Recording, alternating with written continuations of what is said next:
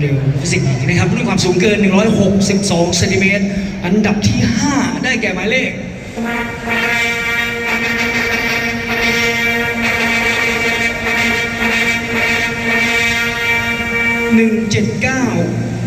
179จุไรรัตน์แจ้งเศษจากกาลีอันดับที่4ได้แก่หมายเลข176มาริสากิ่งไผ่กลางช้างยิงโคราชอันดับที่3เหรียญทองแดงได้แก่หมายเลข168ยุพยงนักเสียงพ่อกายชลบุรี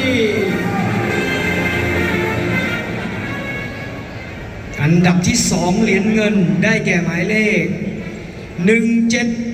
172รัตดาพรเหลงสุดใจแพชชั่นยิมโคราชชนะเลิศเหรียญทอง175นวลนราอารมณ์เสรีนาแลบขอแสดงความยินดีด้วยครับ